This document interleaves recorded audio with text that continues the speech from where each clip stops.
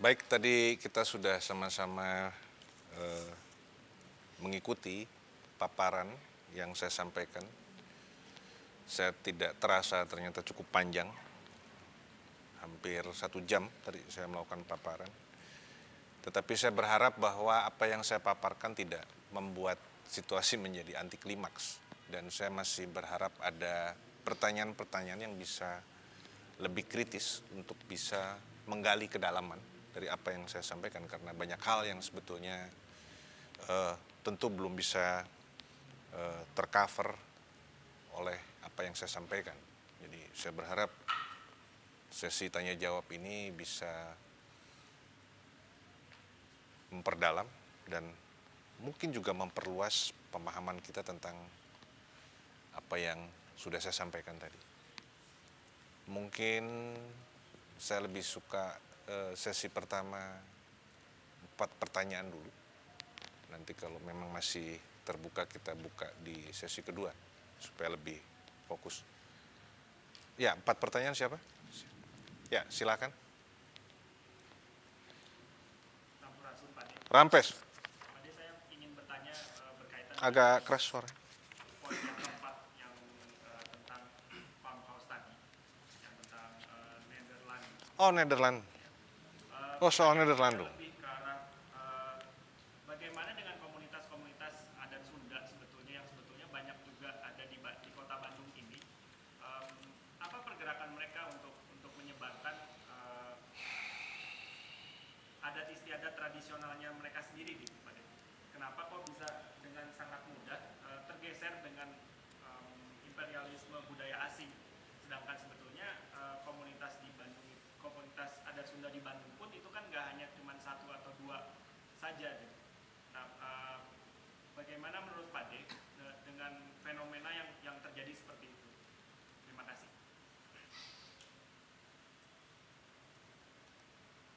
Baik, yang kedua. Rampes. Saya memiliki satu pemikiran liar seperti ini. Apakah betul kondisi keterpurukan masyarakat hari ini secara ekonomi, sosial, dan budaya itu memang dikondisikan hingga menjadi seperti ini? Dan akan terus menuju ke titik terendahnya.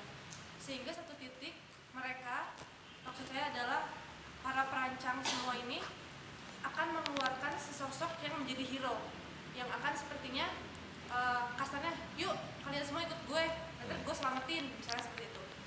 Dengan konteks pembahasan yang kita angkat sebelumnya, Panglima Gatot tersebut, apakah mungkin memang beliau tuh yang memang yang akan dicitrakan sebagai hero-nya gitu Pak Ade? Ya kalau kita berangan-angan atau berpikiran liar gitu, itu bagaimana menurut Pak Ade? Terima kasih. Oke. Sampurasun Pak De. Rampes. Mendengar paparan yang tadi Pak De Habis sampaikan, makan suaranya keras sekali.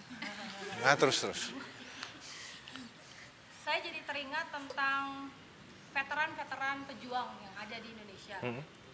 Tadi hubungannya dengan tentara. Kalau tentara kan dulu berperang. Lalu saya ingat dengan perkataan Bung Karno yang bilang bahwa bangsa yang besar adalah bangsa yang menghargai jasa pahlawannya. Tapi yang saya lihat, saya coba cari data ya Pak De. Lalu saya mendapatkan bahwa dana Hari Ulang Tahun Republik Indonesia tahun 2015 itu menghabiskan dana 11,5 miliar. Dan untuk souvenir itu 1,8 miliar. Jadi menurut pandangan saya, kalimat yang diucapkan oleh Bung Karno itu hanya menjadi Souvenirnya berapa? 1,8 miliar. Itu saya dapat dari okezone.com. Nah, Yang dikorupsi berapa? Nggak ada datanya di sini. Terus? jadi ini bisa lebih. Nah, hanya diamalkan dengan upacara dengan mengheningkan cipta. Lalu bagaimana nasib? Saya coba cari bagaimana nasib veteran-veteran yang ada. Saya baru menemukan ada 3 ya Pak De. Yang pertama Ilyas Karim, beliau adalah pengibar bendera yang sekarang tinggal di pinggir rel kereta api. Lalu Bapak Emin Dudung, sekarang dia bekerja hanya menyewakan jasa timbangan. Itu sudah berumur 85 tahun. Lalu Haba umur 90 tahun, bahkan untuk beras raskin pun dia tidak dapat gitu Pak De. Gitu.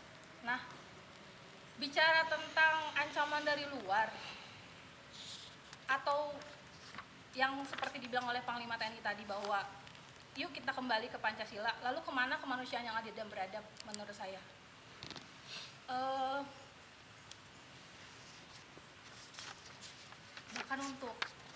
Bahkan untuk mensejahterakan anggotanya sendiri pun dia tidak mau. Lalu apa gunanya lagu Mengeningkan Cipta itu dinyanyikan dengan menundukkan kepala, menghormati jasa pahlawan yang sudah mati, sedangkan yang hidup tidak disejahterakan?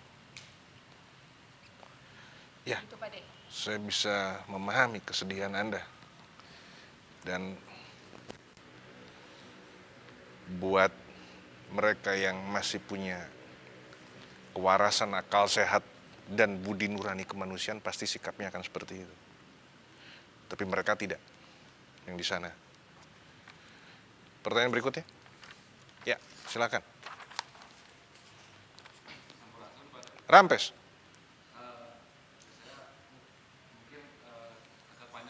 Oh, silakan. Silakan. Saya lihat ya pembahasan hari ini menarik ya. Aku pikir mungkin kita tarik garis besarnya, kita ngebahas soal TNI atau militer itu sendiri ya. Ya.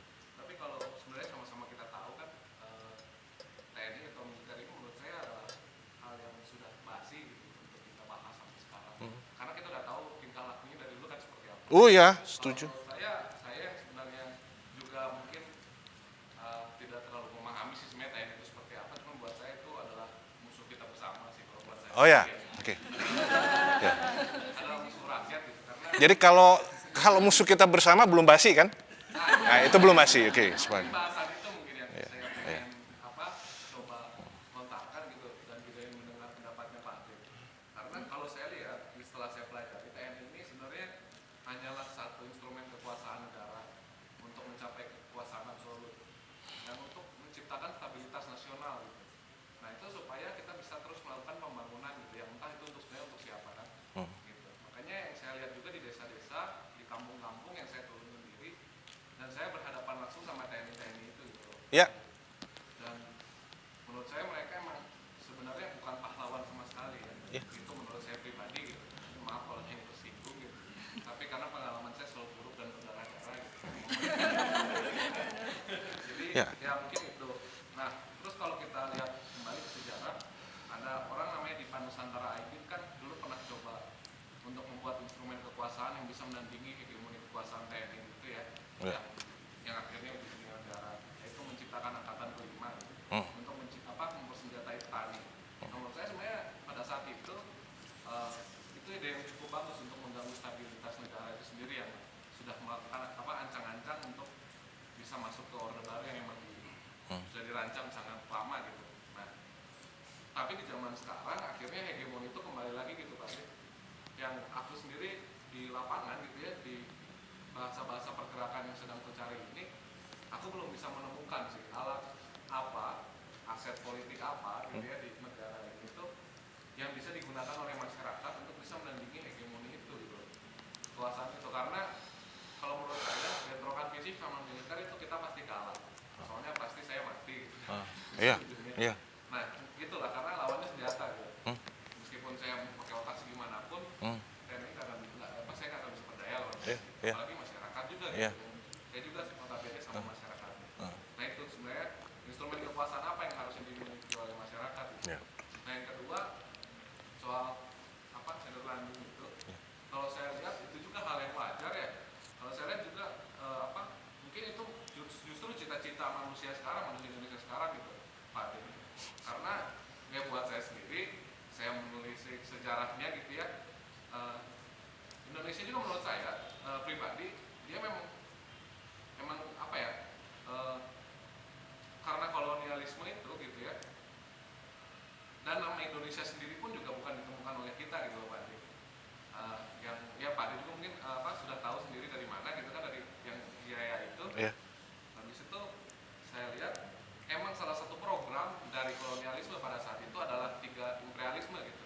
Imperialisme ekonomi, imperialisme politik, dan ujungnya imperialisme budaya, yang pada akhirnya nanti mencita-citakan supaya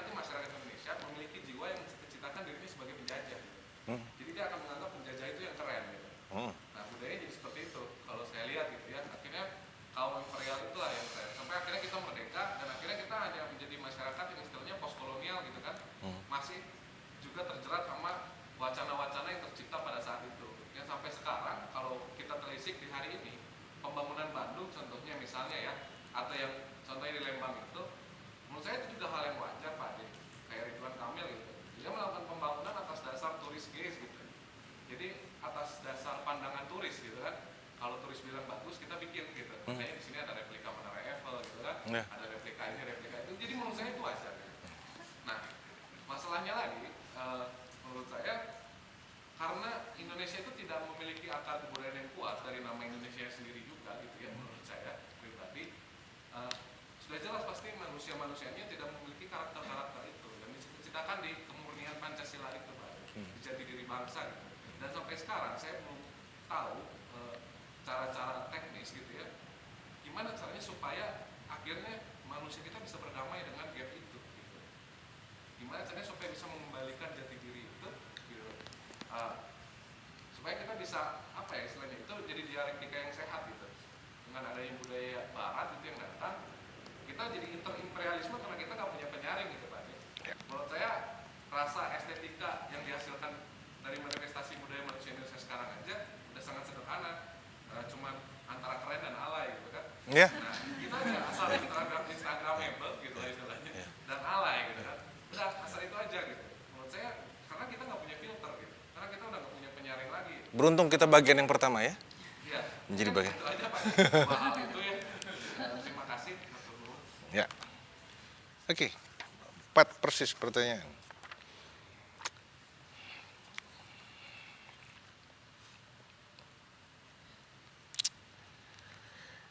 Ada yang bisa saya gabung sebetulnya. Jadi yang pertama masih bicara tentang Nederlandung, tentang soal bagaimana soal komunitas adat, dan juga tadi pertanyaan terakhir tentang kita tidak punya akar tradisi nilai dalam konteks keindonesiaan. Saya mungkin akan menjawab itu dulu karena ya saya sepakat bahwa Indonesia bukan nama yang dibuat oleh kita sendiri. Tetapi saya ingin mengatakan bahwa dalam konteks perjalanan sejarah, saya ingin mereview sedikit satu titik balik. Mengapa tadi saya mengatakan kita dijajah 433 tahun dan itu mengalami satu proses panjang. Portugis, Spanyol, Belanda, Inggris, semua. Dan eskalasi perlawanan itu muncul di sekitar tahun 1800-an. Muncul peperangan-peperangan lokal ketika itu. Ada Diponegoro, ada Imam Bonjol, ada Patimura, ada Antasari, ada Teku Umar, ada Tirtayasa, dan banyak sekali yang nggak bisa disebut. Apa yang terjadi, perlawanan-perlawanan lokal itu mengalami kekalahan satu sisi. Bukan mereka tidak punya daya juang, tetapi justru kesadaran lokalitas itu yang menjebak mereka akhirnya dengan mudah dipadamkan perlawanan itu. Masuk di akhir 1800, menjelang 1900, Belanda melakukan politik etis. Karena waktu itu VOC sudah di take over. VOC sudah tidak ada lagi, karena langsung di take over oleh pemerintahan Belanda. Karena itu sesuai dengan, jangan lupa, waktu itu Napoleon Bonaparte sempat berkuasa dan Belanda menjadi bagian dari Prancis. Dan VOC sebagai satu perusahaan dagang, waktu itu sudah tutup karena politiknya Napoleon Bonaparte, sehingga diambil alih oleh Belanda dan Belanda di bawah Prancis.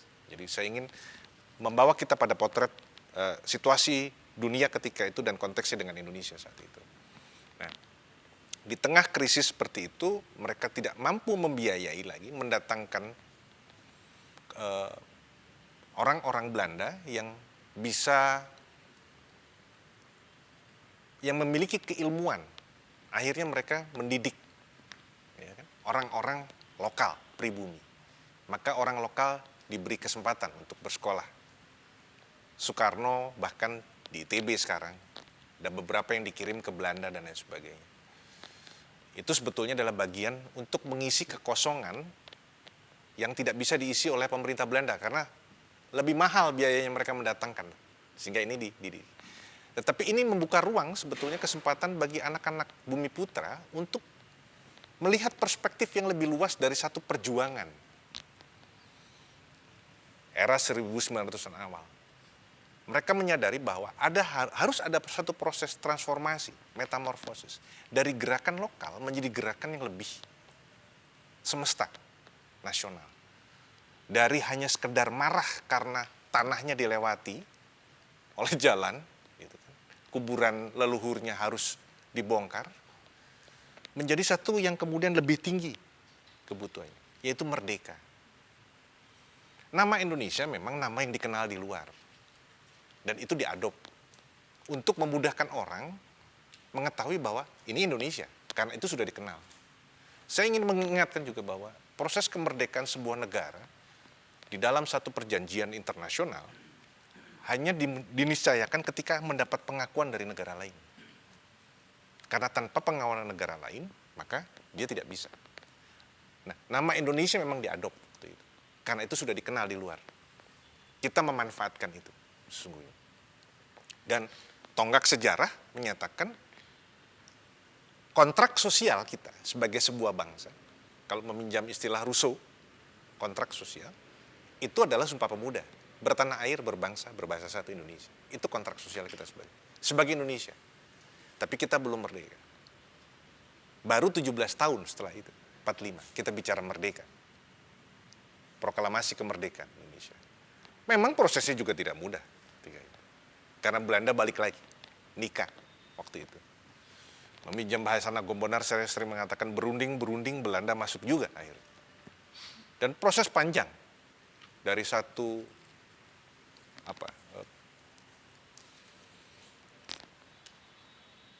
pertemuan-pertemuan yang dilakukan, rapat-rapat itu, Linggarjati, Renville, sampai dengan konferensi PBB. Akhirnya dari proses menjadi RIS, Republik Indonesia Serikat, ya kan? Karena ada beberapa negara, ada beberapa wilayah yang menjadi boneka dari Belanda karena sistem federal yang dibangun. Maka kita mengenal ada Republik Maluku Selatan dan beberapa yang lain di bawah Belanda. Dan baru, kalau saya tidak salah, tanggal 27 Desember 1949 baru Belanda mengakui kemerdekaan Indonesia.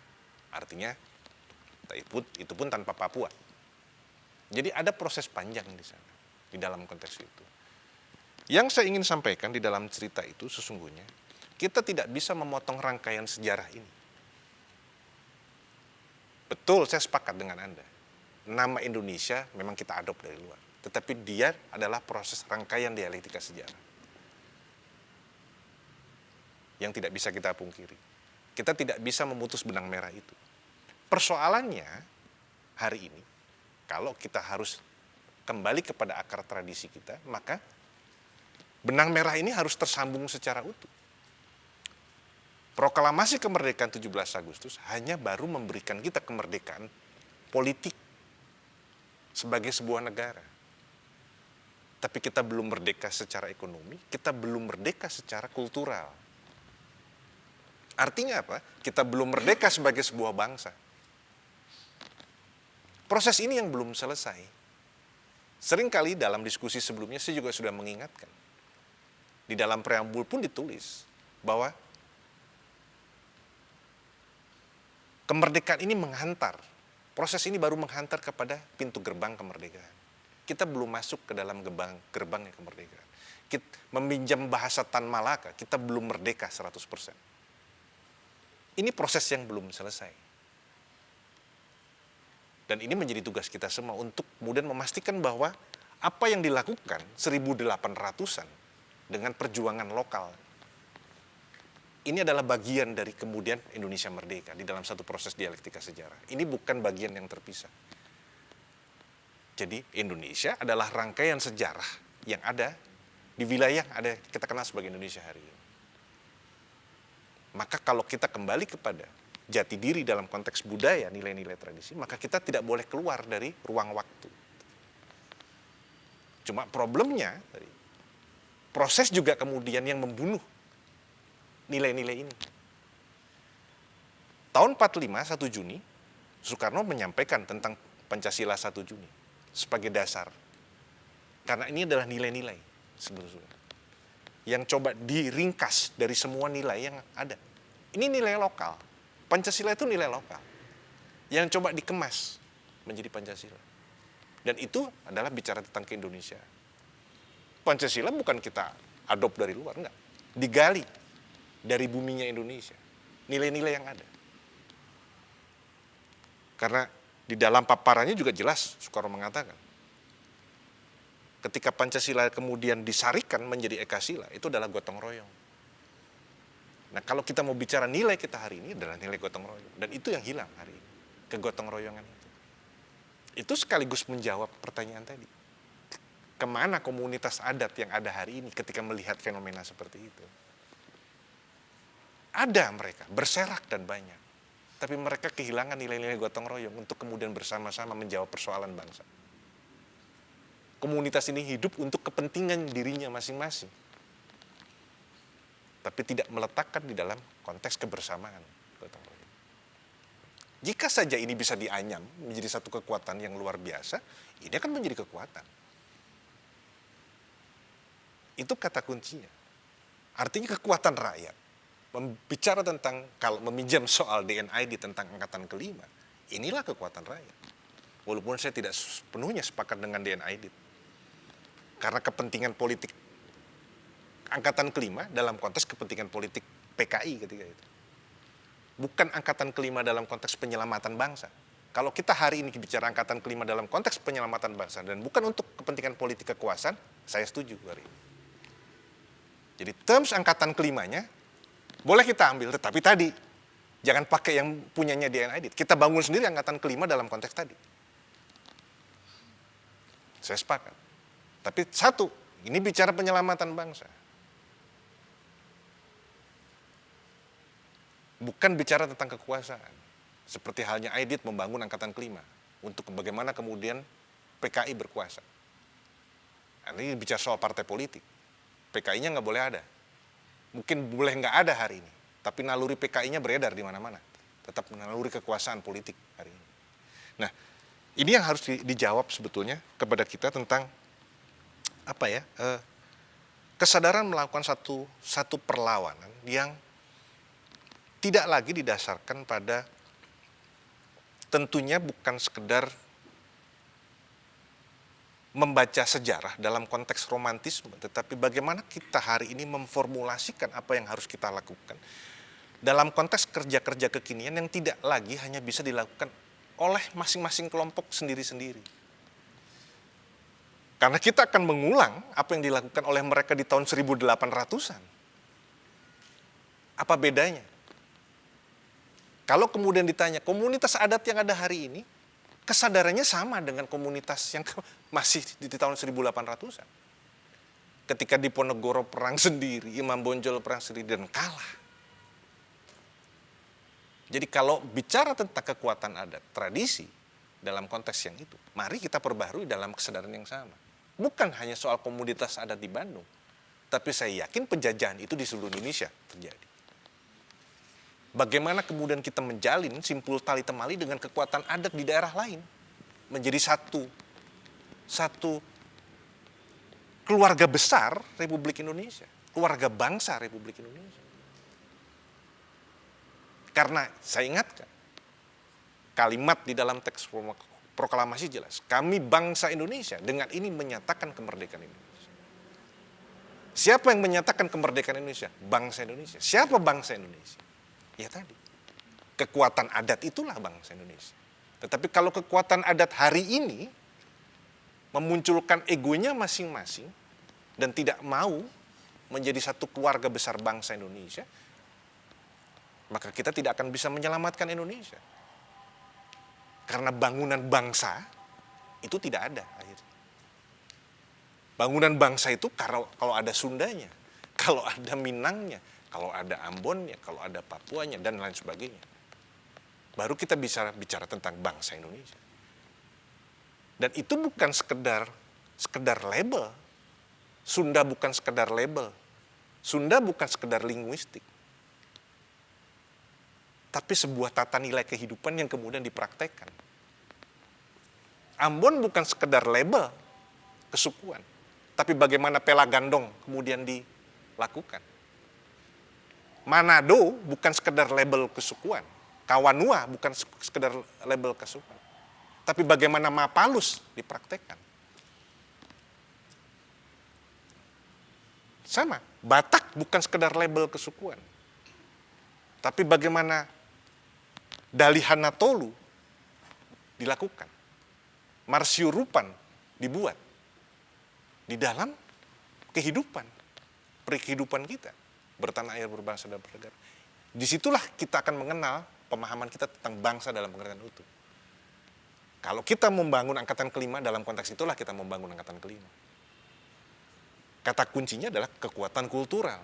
Perlawanannya adalah perlawanan kultural. Karena inilah kekuatan awal memang. Kekuatan keindonesian awal adalah ini. Bukankah mereka ini yang dulu disebut dengan Yong Selbes? Bukankah mereka ini yang dulu disebut sebagai Yong Java, Yong Sumatera dan Ambon, Yong Ambon dan lain sebagainya? Bukankah mereka itu? Yang kemudian mendeklar tentang keindonesiaan. Lalu kemana mereka hari ini? Mereka menjadi tadi Nederlandung, mereka menjadi Menara Eiffel, hilang. Mereka hilang hari ini. Karena setiap aspek kehidupan kita hari ini tidak lagi diisi oleh itu. Tapi oleh nilai-nilai budaya asing, imperialisme budaya yang terjadi. Dan semangat itu, saya mengatakan, saya juga tidak kaget. Kalau dalam bahasa, meminjam bahasa Batara, itu wajar. Karena Bung Karno juga mengatakan. Dan sudah memprediksikan sejak lama. Jangan-jangan memang bangsa ini adalah bangsa budak dari bangsa-bangsa. Bangsa budak dan budak dari bangsa-bangsa. Itu yang dikhawatirkan. Ada mentalitas budak di sana. Yang belum selesai. Yang belum tuntas dihabisi di sana. Budak yang melayani majikan asingnya. Mentalitas itu yang hari ini masih ada. Itu problem utama kita. Jadi kalau kita mau bicara 433 tahun penjajahan, sampai dengan kepada 17 Agustus, saya ingin menambah 70 tahun, menjadi 503 tahun. Jadi sesungguhnya kita masih terjajah hingga hari ini. Tidak secara negara. Kita punya kemerdekaan administratif sebagai sebuah negara, tapi tidak sebagai sebuah bangsa yang merdeka. Dan ciri bangsa, ada cara ciri bangsa, ada ciri-ciri manusia. Cara ciri bangsa itu akan ditentukan oleh apa? Cara sabumi, cara sadesa. Akan ditentukan apa? Oleh bahasa. Identitas. Oleh bahasa dan busana. Itu identitas. Paling tidak identitas itu muncul. Dalam tata kehidupan tadi. Bertanah air, berbangsa, dan bernegara. Mau nggak kita menghadirkan itu? Kalau kita mau mendeklar angkatan kelima dalam perspektif penyelamatan bangsa.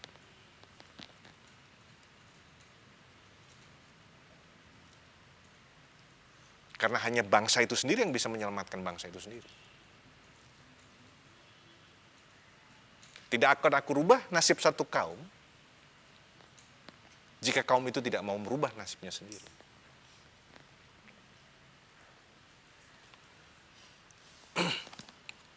Itu yang pertama yang ingin saya jawab. Ada beberapa hal yang menarik yang saya catat di dalam pertanyaan-pertanyaan yang lain. Ada satu pertanyaan yang buat saya bersifat, saya tidak mengatakan ini spekulasi, tapi hypothetically. Ini hipotesa bahwa kehancuran kita di bidang politik, ekonomi sosial, atau politik ekonomi budaya, itu by design. Karena situasi, kondisi nadir, titik kritis ini, biasanya kemudian dengan mudah akan dimunculkan satu sosok hero yang juga by design.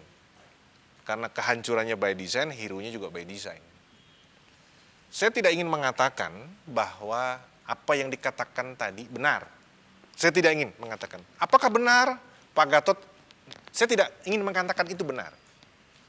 Tapi saya ingin mengatakan satu fakta yang terjadi di tahun 65. Ada satu kondisi keotik yang dibangun di masa akhir pemerintahan Soekarno.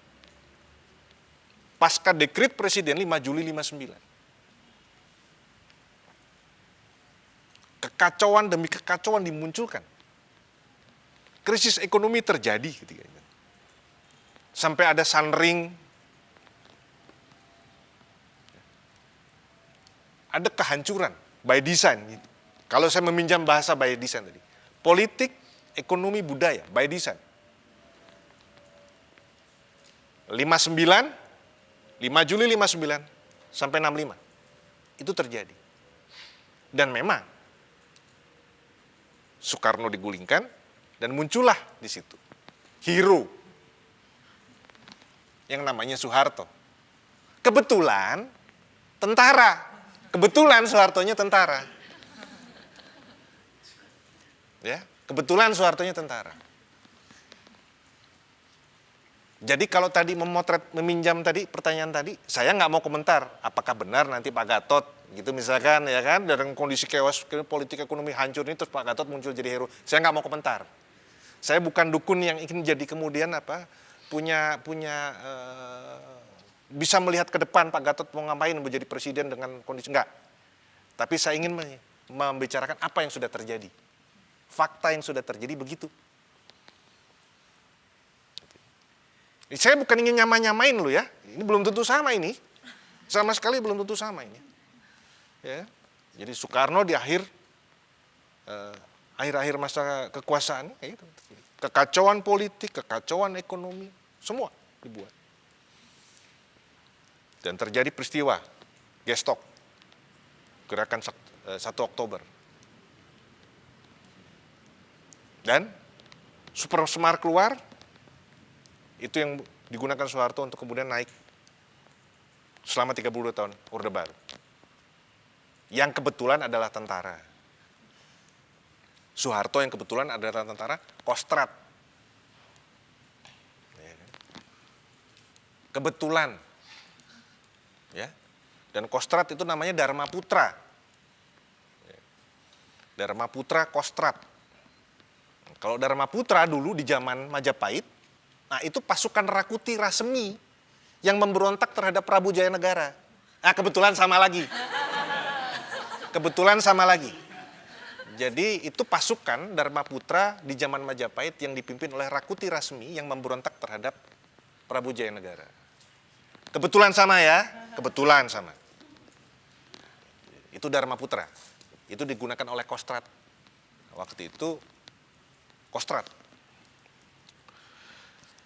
Soeharto Pangkostrad. Jadi saya nggak mau jawab tadi soal Pak Gatot. Soal kehancuran politik ekonomi yang kemudian memunculkan Pak Gatot jadi hero nanti. Enggak, saya nggak mau bahas itu. Ya, saya mau bahas tadi. Karena itu belum terjadi. Terlalu banyak skenarionya nanti di sana. Saya bisa salah. Saya bukan dukun yang bisa melihat ke depan. Enggak. Yang sudah terjadi sajalah kita. Saya kira itu menjawab kan?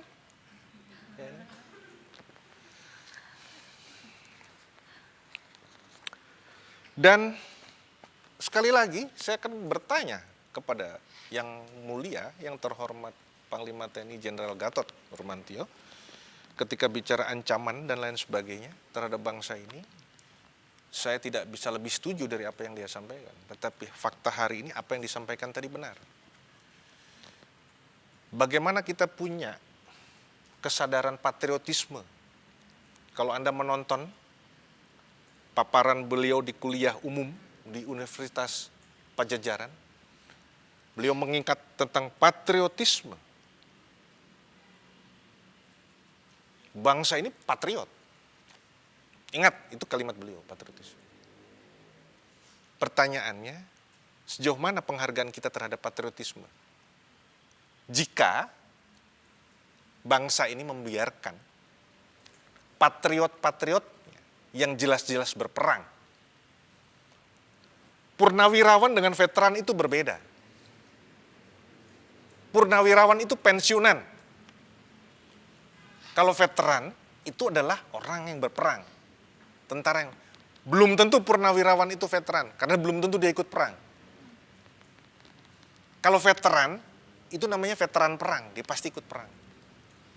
Jadi sudah teruji. Patriotismenya teruji veteran perang. Maka pertanyaan saya untuk beliau adalah, kalau beliau mengedepankan patriotisme, lalu bagaimana sikap beliau terhadap para patriot veteran ini yang hidupnya terlunta-lunta? Kalau begitu hebatnya patriotisme, sikap patriot itu dikedepankan oleh seorang Panglima TNI Gatot Nurmantio, maka di mana penghargaan dia terhadap para veteran yang hari ini hidupnya keleleran? Apakah mereka bukan patriot?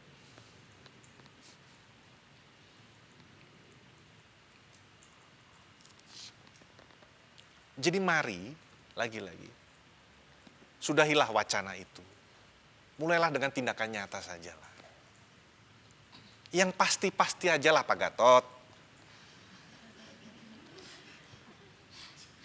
Kalau Anda berwacana, saya juga bisa berwacana. Mungkin wacana saya lebih baik dari Anda. Kalau kita berwacana. Tapi Anda yang punya otoritas hari ini, Anda bisa melakukan sesuatu. Anda punya anggaran untuk itu. APBN, ada anggaran. Apa nggak bisa disisihkan sedikit untuk para veteran itu? Saya tidak pernah kegiatan kita berdiskusi masuk di APBN, tidak. Jadi saya nggak bisa nolong veteran itu. Kalau kegiatan kita masuk, misalkan, di APBN, nah mungkin kita bisa alokasikan untuk veteran itu. Ketimbang tadi, saya sepakat. Membuat HUT RI, penting peringatan itu, penting. Penting peringatan itu. Untuk membuat kita tidak lupa bahwa ada satu proses panjang. Tapi cara mengenang, ada cara mengenang yang lebih punya kehormatan, yang lebih punya dignity gitu. Yang lebih bermartabat. Bahkan undang-undang dasar kita jelas. Fakir miskin dan anak terlantar. Dia biayain oleh negara. Anggaplah mereka bukan veteran. Anggaplah mereka bukan veteran. Itu pun tidak dilakukan jika mereka adalah fakir miskin. Santuni saja sebagai fakir miskin. Karena itu amanat undang-undang dasar. Apalagi jika mereka veteran. Jadi kesalahannya dua kan. Dari kalau kita memotret mereka sebagai fakir miskin, harus dibantu. Harus disantuni oleh pemerintah. Amanat undang-undang dasar. Sebagai veteran, double. Karena apa yang sudah mereka lakukan untuk bangsa dan negara ini. Mereka ikut perang dalam konteks kemerdekaan bangsa ini. Itu tak ternilai. Tidak ada angka rupiah, bahkan dolar pun yang bisa cukup untuk disamakan dengan apa yang dikonversikan dengan apa yang mereka lakukan. Jadi sudahilah wacana tentang patriotisme. Jika para veteran ini ditengok pun tidak oleh Pak Gatot, dilihat pun tidak oleh Pak Gatot. Jadi apa yang disampaikan, wacana yang disampaikan, akhirnya kehilangan makna. Kehilangan makna. Karena tidak satunya kata dan perbuatan. Dan jangan salahkan, kalau kemudian Anda masukkan keyword Gatot Nurmantio, misalkan di Google, yang muncul adalah hasil lembaga survei untuk presiden. Dan orang kemudian akhirnya mempersepsikan, wah ini kan soal kampanye, wacana ini dibangun untuk kampanye presiden.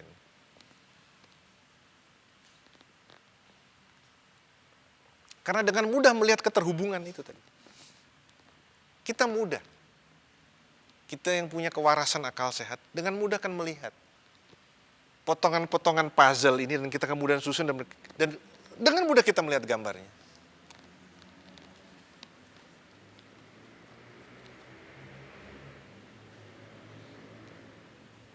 Jadi sudahilah Pak Gatot. Sudahilah. Mau berapa kampus lagi Anda bicara? Mau di berapa kampus lagi Anda bicara tentang itu semua? Karena yang kami perlukan bukan itu. Anda dengan otoritas yang Anda miliki sebagai Panglima TNI hari ini, apa yang Anda lakukan untuk menjawab itu? Itu yang kita butuhkan dari seorang Panglima TNI Gatot Nurmantio. Bukan wacana. Bukan wacana.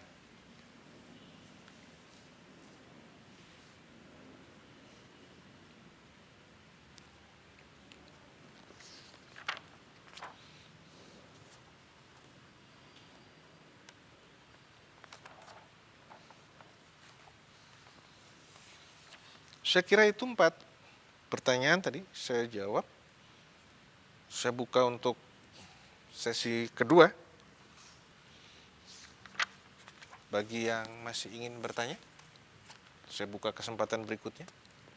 Atau jika, masih, silakan. 1 pertanyaan. Ini terserah, berapa pertanyaan saya buka. Ada 2 ya, paling tidak. Oke, Rampes. Pak Dek, saya tertarik dengan pembahasan Panglima TNI. Ya, Tapi yang saya soroti di sini mengenai pemilihan Panglima TNI. ya pemilihan Bang. Dari beberapa sumber yang saya baca, ada kesepakatan yang tidak tertulis dalam pemilihan tersebut dijalankan secara bergilir antara TNI Angkatan Darat, Angkatan Udara, dan Angkatan Laut. Nah, tapi itu pun ada hak prerogatif dari Presiden. Ya. Pada periode kali ini ada anomali di mana seharusnya giliran Angkatan Udara yang maju sebagai Panglima, tapi justru malah Angkatan Darat yang maju. Nah, bagaimana menurut pandangan Pak Dek? Apakah ada deal politik di balik ini semua? Wah, apakah ada deal politik?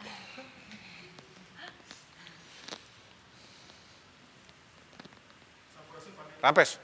Ketika masyarakat atau rakyat dibombardir dengan wacana-wacana seperti yang tadi disampaikan oleh Pak Den, adanya wacana, contohnya tadi dari wacana Pak Gatot Nurmantio, saya bicara wacana-wacana yang umum ada di masyarakat sekarang, akan menimbulkan social distrust dan social disobey di ranah rakyat, di ranah grassroots. Ya. Sebenarnya apakah yang akan terjadi lebih jauh lagi di ranah masyarakat selain social distrust dan social disobey itu? Itu akibat apa tadi? Wacana rakyat dibombardir dengan wacana-wacana sehingga menjadi bosan, sehingga menjadi Wacana mana nih? wacana apapun yang ada Wacana apapun yang berkembang hari ini. yang berkembang, Oke. termasuk yang dibahas hari ini kan wacana kembali ke nilai-nilai Indonesia,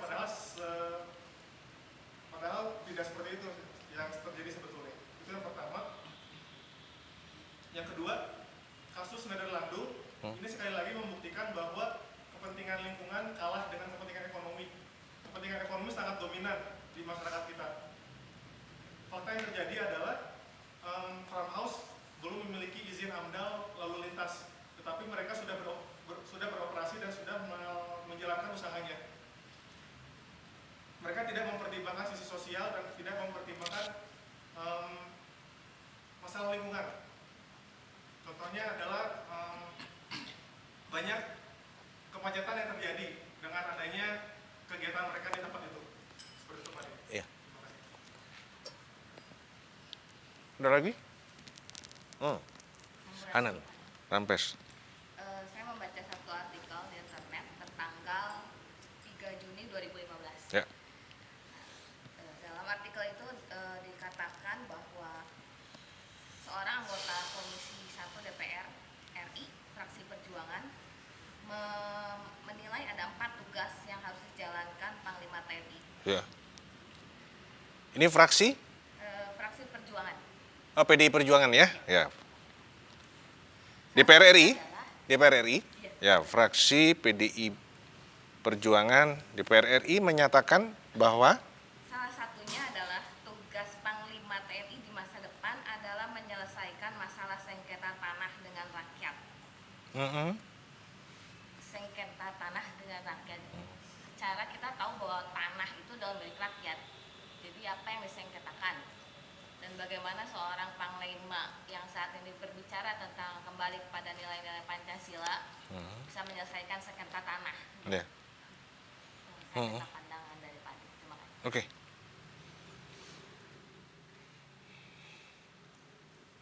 Iya. Iwan.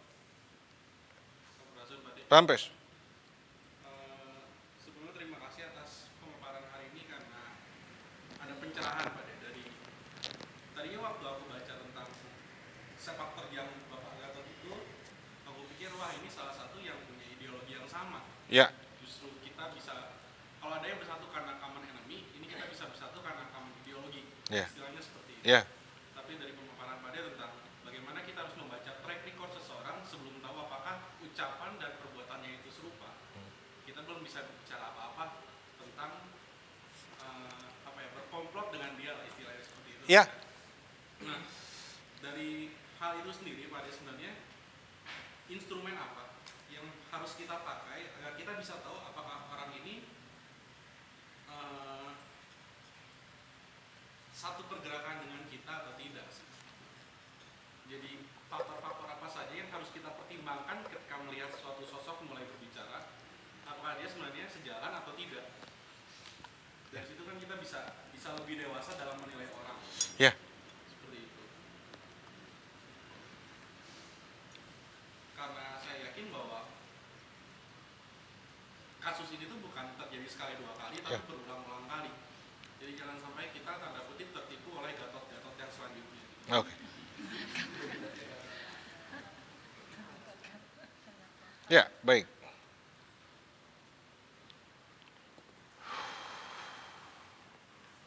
Menarik memang untuk ada undang-undang TNI memang waktu itu. Undang-undang TNI itu lahir sekitar tahun 2005.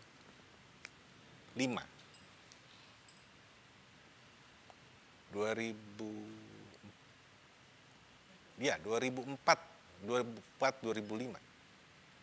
Seingat saya.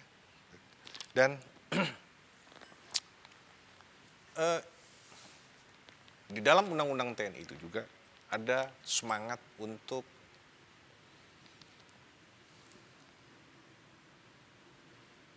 melakukan revitalisasi terhadap posisi peran fungsi TNI. Mengingat apa yang pernah terjadi selama 32 tahun. Karena peran TNI yang terlalu kuat di bidang sosial politik sehingga jalannya pemerintahan diwarnai dengan aroma fasisme yang represif dan opresif, kira-kira gitu ya. Nah, salah satu hal yang juga menjadi catatan di dalam undang-undang TNI, karena juga berangkat dari faktor kesejarahan yang ada, seolah-olah, bukan seolah-olah, memang itu yang nampak. Yang nampak bahwa TNI atau ABRI ketiga itu adalah milik Angkatan Darat. Karena berulang kali yang jadi pangap, dulu pangap, karena Panglima ABRI, itu Angkatan Darat, selalu Angkatan Darat, selalu Angkatan Darat. Walaupun penjelasannya mudah, karena Soeharto juga dari Angkatan Darat. Maka dia percaya untuk mendukung kekuasaan dia selama 32 tahun, ya dia ambil dari Angkatan Darat.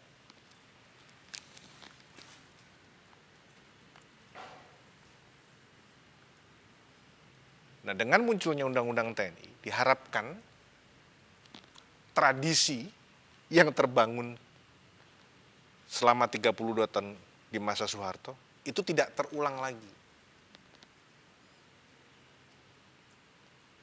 Sehingga TNI itu bukan hanya milik Angkatan Darat, tetapi juga milik Angkatan Laut dan Angkatan Udara. Maka dibangunlah kesepakatan tadi untuk bergantian. Untuk bergantian. Angkatan Darat, Angkatan Laut, Angkatan Udara.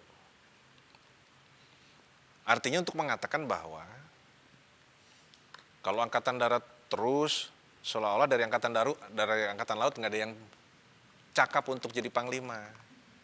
Dari Angkatan Laut nggak ada yang cakap jadi panglima. Yang bisa jadi panglima cuma Angkatan Darat aja.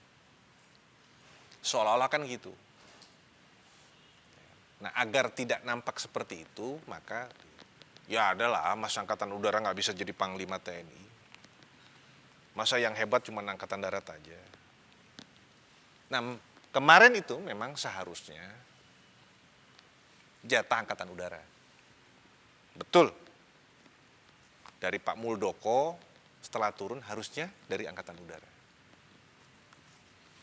Tapi saya nggak tahu, atau mungkin karena nggak ada yang cakap di Angkatan Udara sehingga nggak dipilih mungkin. Nah, ukurannya apa juga saya nggak tahu. Jadi Angkatan Udara mungkin dianggap nggak mampu lah, sehingga nggak boleh jadi panglima. Tetap yang hebat Angkatan Darat. Jadi Angkatan Darat lagi, Pak Gatot lagi. Gitu. Saya tidak melihat, untuk melihat ini justru tidak secara politis.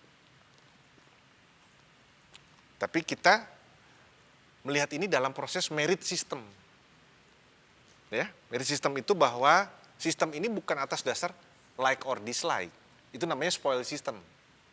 Kalau spoil system itu orde baru, like or dislike. Like-nya seorang Soeharto adalah Angkatan Darat terus, itu like. Dia dislike terhadap Angkatan Udara, Angkatan Laut, maka nggak pernah. Maka kalau saya memotret peristiwa hari ini, saya tetap memotretnya dalam konteks merit system loh ya. Bukan dalam konteks politik. Jadi jangan tanya soal deal politiknya, tapi merit system. Ini soal kemampuan, soal kapasitas, kapabilitas, kompetensi. Objektif kan jadinya. Maka saya mengatakan, kenapa nggak Angkatan Udara? Ya mungkin dianggap tidak kapabel. Tidak punya kompetensi, tidak punya kecakapan untuk jadi panglima. Sehingga harus Angkatan Darat lagi.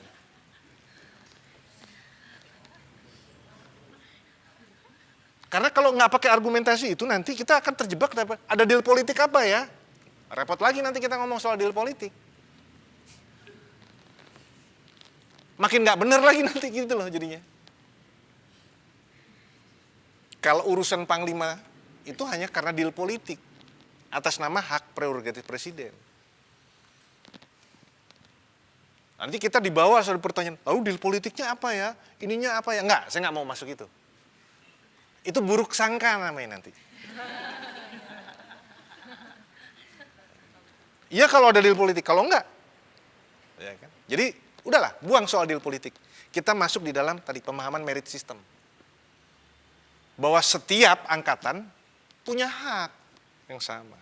Tapi jika tidak, ya berarti lo nggak mampu, gitu aja lah gampangannya. Yang mampu siapa? Ya Angkatan Darat. Angkatan Udara, Angkatan Laut nggak mampu lo.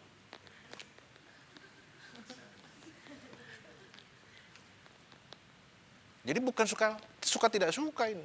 Soal mampu atau tidak mampu jadi panglima, itu aja. Kalau enggak apa dong? Coba jelaskan ke saya. Di luar soal deal politik ya, itu buang jauh-jauh tuh. Kalau enggak, soal apa? Enggak ada kan yang bisa jawab? Maka itu penjelasan yang paling logis. Bahwa dari Angkatan Udara tidak dianggap tidak mampu untuk jadi panglima TNI. Walaupun dia punya jatah seharusnya. Jadi ini bukan juga untuk kemudian seolah-olah, oh ini mau balik ke tradisi Orde Baru. Oh enggak. Yang Angkatan Darat terus, oh enggak. Saya juga nggak mau main itu. Enggak. Bukan. Enggak kok. Saya baik sangka, tetap kok ini. Semua tetap punya hak yang sama. Angkatan darat, angkatan laut, angkatan udara. Itu punya hak yang sama untuk jadi panglima. Tapi kalau pertanyaan hari ini dari angkatan darat ke angkatan darat lagi, ya karena angkatan udara dan angkatan laut tidak mampu, itu saja. Sederhana itu. Nah, kalau ada alasan di luar itu, tolong beritahu saya. Karena saya mencoba melogikakan itu secara logis. Ini merit system. Bukan soal, Pak Jokowi lebih suka dengan angkatan darat. Enggak. Bukan. Atau Pak Jokowi bikin deal politik dengan angkatan darat. Oh, enggak. Ini soal betul-betul tadi. Soal kemampuan. Ya. Jadi saya kira itu. Jadi jangan terjebak dengan isu soal deal politik, karena itu belum tentu benar. Ya. Ini serius saya. Kok jadi pada ketawa? Karena pertanyaan serius ya saya jawab serius ini. Ya, saya mengatakan bahwa dari berbagai kesempatan, memang secara politik kita sudah kalah, secara ekonomi kita kalah, dan sudah terjajah habis. Maka jangan heran kalau kemudian kepentingan kaum pemodal, kepentingan ekonomi yang dikuasai kaum pemodal, hari ini adalah yang berkuasa. Jadi Anda bisa bikin apapun dengan uang yang Anda miliki tanpa harus AMDAL. Nggak perlu AMDAL. AMDALnya apa? Ya uang itu AMDALnya. Kepentingan modal. Meminjam istilah Batak kan saya sering ngomong, hepeng mengatur nagaraon. Katanya gitu. Uang yang mengatur negara inilah. Terus apa? Itu istilah Batak itu. Jadi kepentingan ekonomi menekan kepentingan budaya, ya pasti. Ketika uang menjadi Tuhan, ya dialah yang berkuasa. Dia punya kuasa untuk memerintahkan apapun tanpa izin bahkan. Fraksi PDIP DPR RI menyatakan bahwa salah satu tugas Panglima TNI adalah menyelesaikan sengketa tanah milik rakyat. Kan gitu. Ini fraksi PDIP ini yang mendukung Jokowi itu kan, yang mencalonkan Jokowi jadi presiden kan? Iya. Saya takut lupa. Betul kan itu? Itu yang menyatakan bahwa salah satu tugas TNI, Panglima TNI adalah menyelesaikan sengketa tanah milik rakyat. Iya. Berarti mungkin undang-undang TNI harus kita bongkar lagi itu. Karena saya belum pernah lihat di undang-undang TNI itu salah satu tugas TNI. Ada istilah postur. Postur tentara TNI kita adalah menyelesaikan sengketa tanah milik rakyat. Problemnya satu. Kalau kemudian memang itu ada di sana, dicantumkan di dalam undang-undang, karena kita bicara tentu dengan dasar hukum, bukan soal ngomong kan. Kalau kita bicara tadi, fungsi, tugas, itu kan ada undang-undang TNI. Ada undang-undang pertahanan, itu jelas. Maka, kalau bicara sengketa tanah milik rakyat,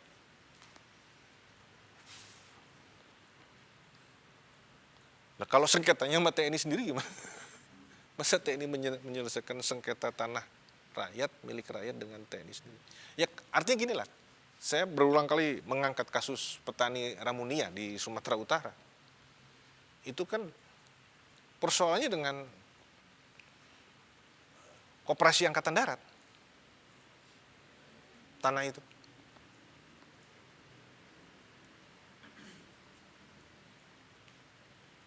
Jadi kalau saya nggak usah bicara tentang soal sengketa ini. Kembalikan kepada fungsi peran TNI apa yang sesungguhnya. Dia fungsi pertahanan, ya pertahanan. Ngapain dia buka koperasi? Tentara kok bisnis? Mau namanya koperasi itu kan bisnis. Badan usahanya namanya koperasi.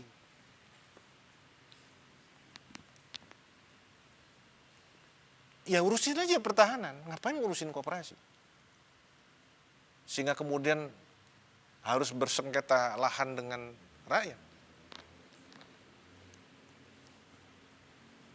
Atau kalau saya mau saya tarik lagi pada pemahaman yang lebih tinggi.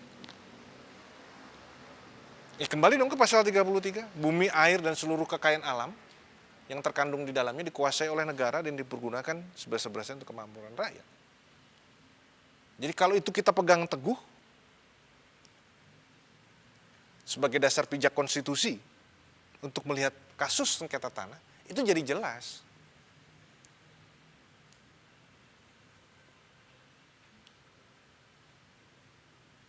Di mana TNI harus melakukan keberpihakan.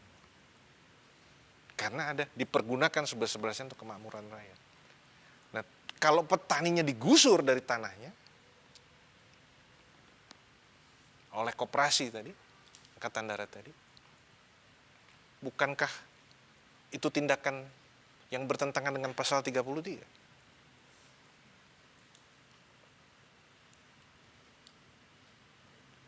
Karena negara hanya menguasai, bukan memiliki. Tanah ini bukan milik negara, tapi dikuasai oleh negara. Saya pernah sampaikan ini, dan saya ulang lagi dalam seperti ini. Jadi negara diberi kuasa, ada surat kuasa yang disampaikan oleh pemiliknya. Pemiliknya siapa? Rakyat. Rakyat memberi kuasa kepada negara. Makanya munculnya tadi, bumi, air, dan seluruh kekayaan alam yang terkandung di dalamnya dikuasai oleh negara. Dan dipergunakan sebesar-besarnya untuk kemakmuran rakyat. Siapa? Ya si pemilik. Jadi belum pernah diganti kalimatnya, bumi, air, dan seluruh kekayaan alam yang terkandung di dalamnya dikuasai oleh TNI. Atau dikuasai oleh negara dan dipergunakan sebesar-besarnya untuk kemakmuran TNI. Itu belum ada kalimat itu. Ini sejauh yang saya tahu. Nggak tahu kalau sudah ada amandemen dan itu diganti begitu misalnya. Tapi setahu saya kok tidak.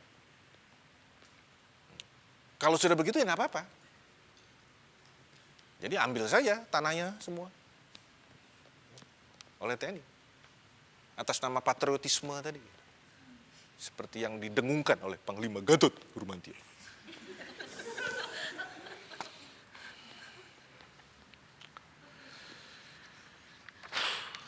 Ya, saya setuju.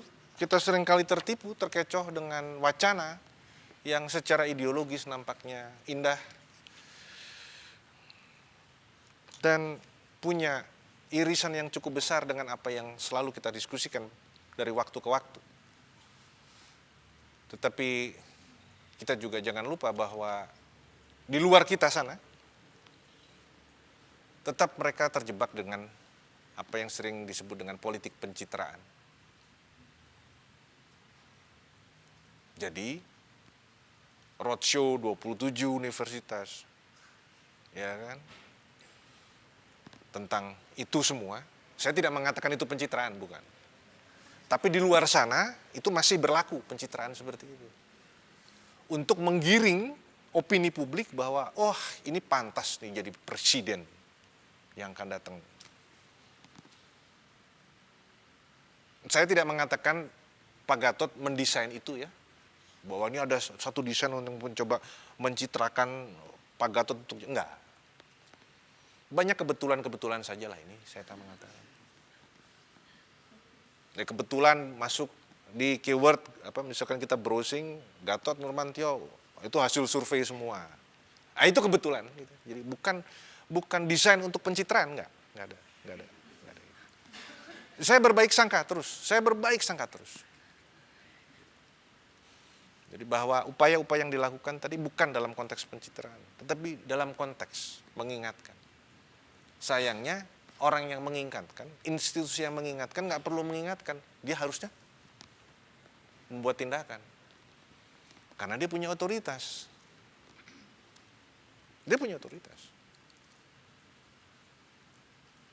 Dan tindakan itu yang menjadi teladan nanti.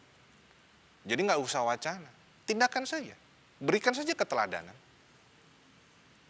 Berikan saja kepeloporan. Sebagai seorang patriot Nggak usah ngomong. Karena dia punya kekuasaan kok. Punya authority sebagai Panglima TNI untuk melakukan sesuatu. Jadi yang kita perlukan tindakan dan keteladanan.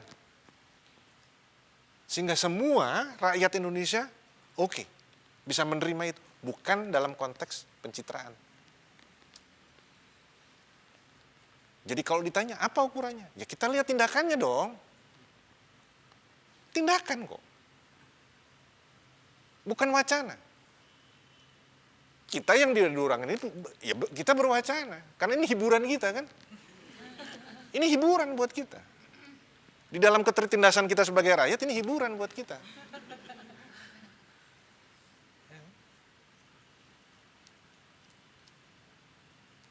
Tapi bagi yang punya tadi otoritas, enggak, sudahlah berwacana, hentikanlah berwacana, lakukanlah sesuatu dengan otoritas yang Anda miliki.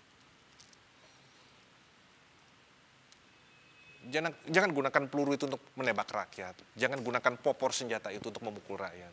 Itu kan tindakan nyata, itu saja cukup. Jadi yang pasti aja dulu. Jangan mencederai hati rakyat dengan tindakan-tindakan tadi.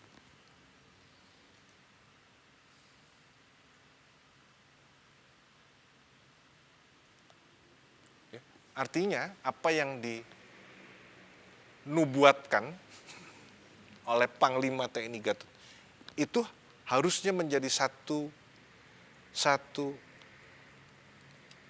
kesadaran yang sepenuhnya dijalankan hingga pada jajaran yang paling rendah di tingkat bawah.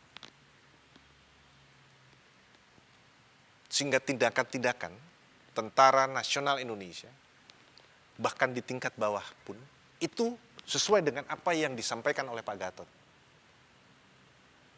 Baru kita percaya bahwa itu bukan pencitraan. Ini bicara institusi.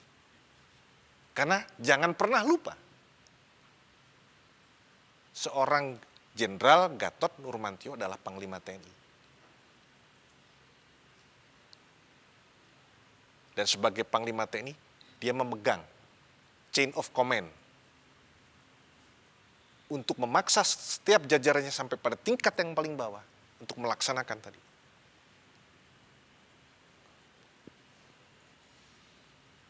Jadi apa yang disampaikan oleh Pak Gatot harusnya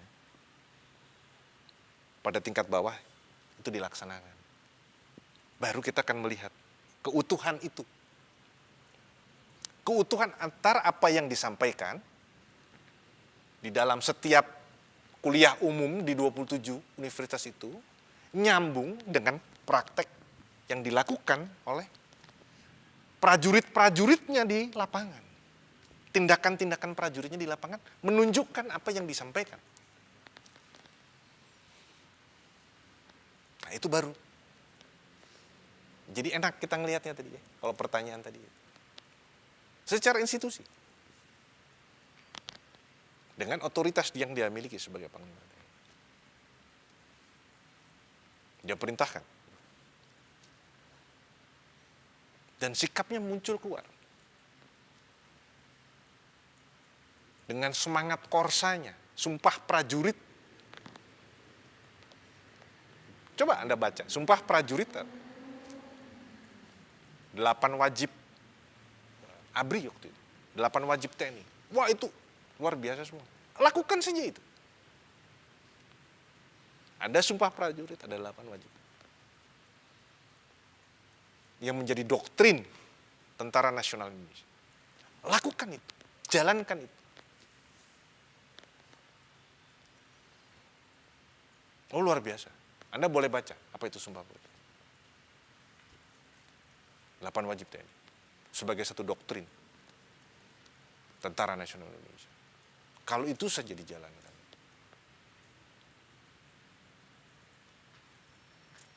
Rasanya kok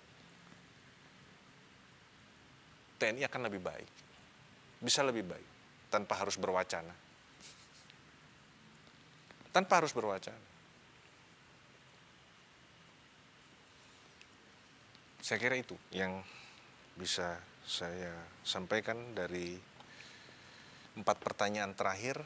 Dan saya kira waktu sudah berjalan terus, diskusi kita juga sudah cukup panjang, menyita waktu dan energi yang cukup emosi juga. Dan kita sudah sampai pada akhir diskusi. Saya ingin memberikan satu closing statement terkait dengan itu semua. Yang pertama,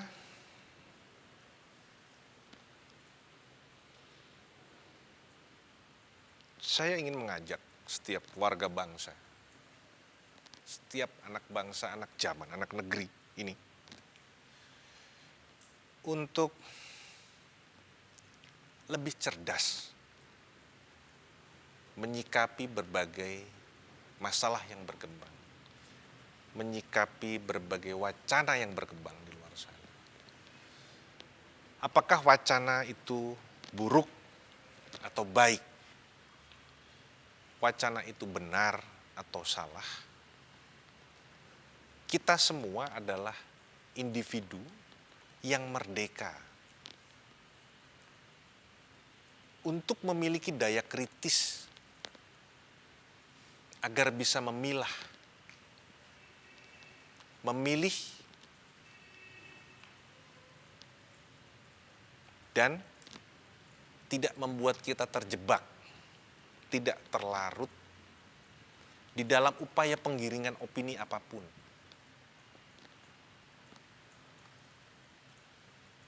Mari kita segenap anak bangsa untuk kembali berpijak kepada bumi. Tidak kemudian kita hidup di awang-awang wacana, tetapi kita berpijak kepada bumi.